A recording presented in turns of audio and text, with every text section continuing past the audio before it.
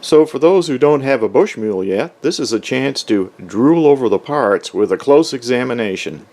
So let's start with the fuselage. So first thing we can notice is there is a sport canopy right here, and there's two magnets right here and two pieces of metal on the canopy. So it just clips right on there. In addition to that, there's also an Fpv canopy, as you can see here, and it snaps on the same way, just like that. In the front there's a place that you could mount a camera right here if you wanted to, but there is this nose that you could glue on there or just tape on. I don't see any magnets to hold it, but it just goes on like this. In the fuselage we have, I think it's 4 servos. The servo for the elevator, the servo for the rudder right here. Let's look at this hatch right here. This hatch is pretty nice. It's actually got hinges right here. Plastic hinges. So the hatch opens up. You can see the servo for the cargo bay door. It's right there.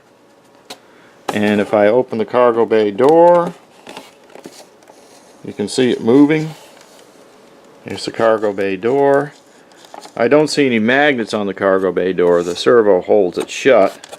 But there are plastic hinges right here, as you can see on the bottom. And while we're at it, on the bottom there's also a place for the landing gear to go in. So the landing gear goes right in here.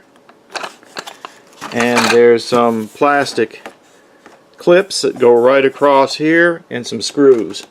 Here's one of the clips right there that goes in to hold the rod in from the landing gear. Goes right in there, and some screws to hold it in. And there's also some places here for when you put the floats on. They can go screw right in there, and there's 2 screws here for the floats as well. This is where the nose wheel goes in. And so there's another servo for the nose wheel right here. So that's all 4 servos in the fuselage. Now an explanation of the nose wheel. Once you get this wheel poked through the fuselage, this piece here, the control arm, tightens onto the end of the shaft with a grub screw. And there's actually a flat place, if you can see it. There's a flat place right there on the shaft that screw contacts. So here's the nose wheel protruding through the front of the fuselage, and you can see I have the control arm right here mounted on with the grub screw. Now I can just take the control rod, which is this one, with the clevis and the Z-bend, and there's a hole already in the servo horn right here. You can see they've drilled it out a little bigger, so that accepts the Z-bend, and then you can just clip the clevis onto the control arm right there. And these control rods are actually threaded, so the clevis can be adjusted so that you can get the right angle on the wheel. It's a nice battery tray right here with a Velcro strap. All the wiring harnesses are labeled, so there's the rudder and elevator right there. The nose wheel servo and the rudder servo are wide together. So the elevator servo lead also has a Y on it. And the reason for that is one of these goes to this light, the LED light, that's on top of the fuselage right here. So that's where that other wire goes to. And you can see here there's some holes to accept the screws for the wing section. So there's 2 screws that hold the wing section in there, and then 2 holes up front where the pegs from the wing section go in, right here. Here's a look at the back right here. You'll see there's 2 places for screws to go in to hold the horizontal and vertical stabilizer, which they recommend use some foam safe glue to glue those on as well if you're going to be doing a lot of fancy flying. It has some great looking decals they recommend coating these with clear lacquer if you're going to be flying this as a float plane, or maybe with the skis on snow, because water may lift these decals. So they recommend putting some lacquer, clear lacquer. Just make sure you get some that won't dissolve the EPO foam. So that's the fuselage. Now I talked about the landing gear. So here are the two rear wheels here, and you can see they've got a collet right here to keep the wheel from sliding back, and then there's a snap ring on the front to keep the wheel from coming off. So this is a very firm foam. I don't think we're going to have any trouble with this breaking, but it does look like this rod would accept some of the other kinds of wheels if you wanted to switch them out. But I think these are very light, so that's probably a good thing to keep the weight down on the plane. And I showed you how this fits into the slot on the bottom of the fuselage. Here is the front wheel. You'll notice the front wheel is a little smaller in size than the main wheels. And you can see this also has a collet on it. It goes up inside, and then you tighten it, the grub screw, to hold it in place. Now I talked about the optional set of skis. Well, actually they're not optional. Sorry about that. They came with it, so you don't have to buy these separately. They come with the model. And here are the 3 springs that go on the skis. So the wheels come off and the skis go on. That's all there is to it.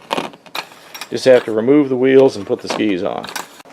So now let's take a look at the wing center section, or midsection. Now I already mentioned these were the 2 pegs that peg into the fuselage, and then there's 2 screws in the back to lock it down. Now in the front we have 2 plastic cowls, and they are secured by that screw right there and 2 on the bottom right there. And then we have the motors, which are Aerostar 3536 850 kV motors. Alright, now interesting, the ESCs are actually mounted right behind the motors right here. These are 30 amp reversing ESCs. So that allows you to back up if you're in the water, a float plane in the water. You can back up, which is handy. So reversing ESCs. I don't think you really need reversing to do differential thrust, but that it is handy to back up in the water.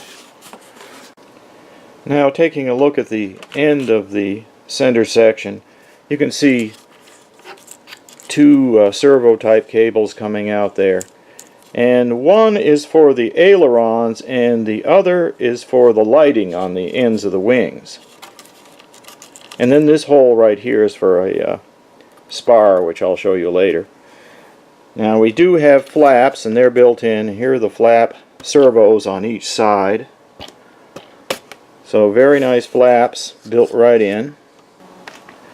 Okay, so here is the wiring harness, and you'll see there's the flaps right there, wire for the flaps, and this is for, it says lamp on it, but I believe that's for the lighting, as we discussed, out on the tips of the wings.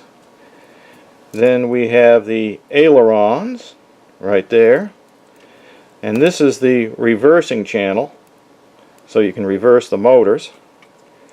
Then we have the throttle right here, and then there's an XT60 connector to power everything right here. I like that because I use XT60 for most of my batteries. So here's one of the wing sections. I think this is the right hand wing, because you'll see out here there is a green LED right there, inside there. And here's the aileron servo. Control rod's already installed. This is for the struts, And then we have the two wires, one for the LED and one for the aileron servo. So when you put it on, these two pegs here, see if we can go into these holes right here. And there's also an additional, now you've probably noticed this is the right wing and I'm actually on the left hand side here, but still works the same way as far as this goes. There's a little piece of aluminum here that acts as a spar, and that goes into this slot right here, pushes into there, and then the other end pushes into right here. And then when you connect it all together with the pegs and the spar, you put two screws in to hold it down. And of course you'll tuck these wires in there to make sure they don't get pinched. Now if you look at the fuselage, in the center down at the bottom, you'll see a peg right there. And that is for the wing struts. There's a similar peg on the wings themselves that I showed you earlier, right here. And they're made out of a metal tube with flattened ends. And that just goes right on the pegs here, on this peg and on the one on the fuselage, to give the wings some extra strength. And they're held on. There's some holes in these pegs where one of these clips goes on. This reminds me of what we have on the RC trucks, stuff like that, to hold the canopy on, to hold the shell on. But that just goes through here and pins these struts to the pegs. So that's how that works. Now, in addition to the light that's on the end of the wings right here, you have a green one there, and on the left wing you have a red one. I don't know if you can see that. But in addition to those two lights, you also have two lights in the front of each wing right here that are white, so for landing lights. So I think this thing will be great at night, flying around at night with all these lights on it, and some could be added. I'm sure you could put in some, like a strip of LEDs on the wing if you wanted to, or put some lights inside the fuselage and just tie them into the existing lights. Now the BushMule kit comes with two counter-rotating props, so you'll see that one is pitched the opposite direction from the other, and you can put them on either way you want. Just watch your motor rotation, make sure it matches. But there's one nut right here that's you just screw down close to the motor, slip this over. You can see the prop has a little place for the nut to slip into on one side, so you really can't get them wrong. The other side's flat.